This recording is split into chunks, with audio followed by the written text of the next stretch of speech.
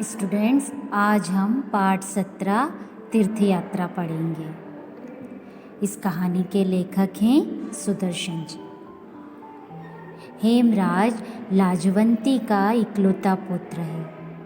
लाजवंती अपने बेटे को बहुत अधिक स्नेह करती है। सभी बच्चे बाहर खेलने जाते हैं, परंतु लाजवंती अपने बच्चे को बाहर खेलने जाने तक में विचार करती है। वह सोचती है कि मेरे इकलौते पुत्र को किसी की नज़र न लग जाए। एक दिन सुबह सुबह जब हेमराज ने बहुत ही उदासी भरे स्वर में अपनी माँ को पुकारा तो लाजवंती घबरा गई। उसने अपने पुत्र से पूछा, बेटा हेम, क्या हो गया? हेमराज ने कहा, माँ, मेरा सिर दुख रहा है।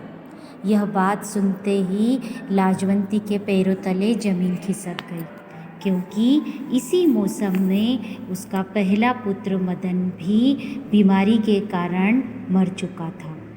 लाजवंती तुरंत ही हेम को लेकर वैद्यराज दुर्गादास जी के पास गई। दुर्गादास जी ने जब हेम को देखा तो उन्होंने कहा कि इसके सिर में दर्द है, मैं दवा दे देता हूँ, थोड़े दिनों में ये ठीक हो जाएगा। लाजवंती दवा लेकर अपने घर आ गई। उसे कई दिन बीत गए, दवा देती रही, परंतु हेमराज का बुखार नहीं उतरा। लाजवंती ने वैद्य जी से पूछा, आखिर क्या बात है कि इसका बुखार नहीं उतर रहा है? वैद्य जी ने कहा, इसे मियादी बुखार हुआ है। लाजवंती चौंक पड़ी। उसने कहा, मियादी बुखार क्या होता है?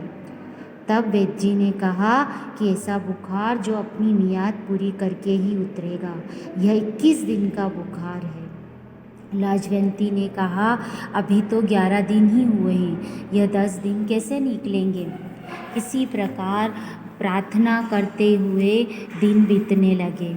जब 21वें दिन में एक ही दिन बचा तब लाजवंती बहुत अधिक घबरा गई।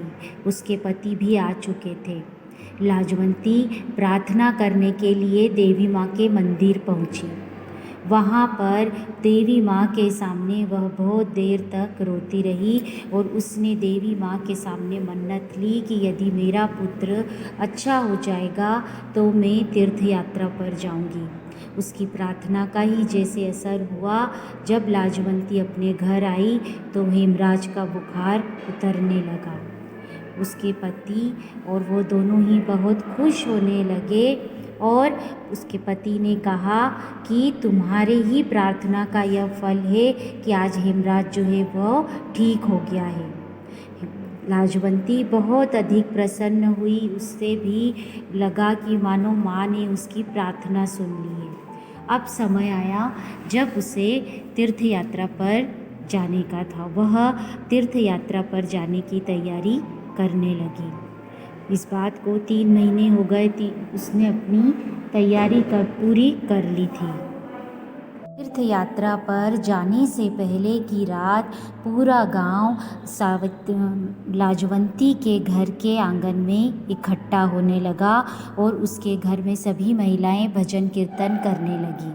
उसके घर पर ब्याह के जैसे उत्सव का माहौल हो गया। तभी अचानक लाजवंती को किसी के रोने की आवाज़ सुनाई दी। वह अपनी छत पर जाकर गई।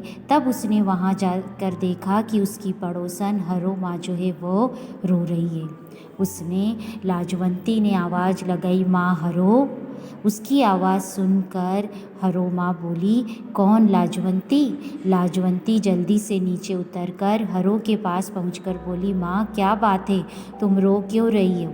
उसकी सहानुभूति पाकर हरो माँ ने कहा, कल सुबह मेरी बेटी की शादी होने वाली है। तब लाजवंती ने पूछा, तो उसके लिए तो तुम्हारे जेठ ने पूरी व्यवस्था कर दी है ना? तब वह रोमा बोली कि जेठ जी ने तो सिर्फ कपड़े और गहने की ही व्यवस्था की है, बाकी मिठाई और दूसरे व्यवस्था का क्या होगा? तब लाजवंती ने कहा, हरो माँ तुम चिंता मत करो, तुम्हारा संकट मैं दूर करूँगी। और यह कहकर लाजवंती ने अपनी तीर्थ यात्रा के लिए जो पैसे इकट्ठे किए थे वह पैसे लाकर हरो माँ को दे दिए। इस पैसे को देते समय लाजवंती के मन में अपार आनंद की भावना और संतुष्टि की भावना उभरने लगी। उसे लगा जो सुख मुझे मथुरा वृंदावन में जाकर भी नहीं मिलेगा, वह सुख मुझे हरो माँ के इस दुख को दूर करने में प्राप्त हुआ है। तो इस कहानी से हमें यह शिक्षा मिलती है कि सच्चा सुख दूसरों की मदद करने से मिलता है, इसलिए हमें हमेशा ज़रूरतमंदों की सहायता करनी चाहिए।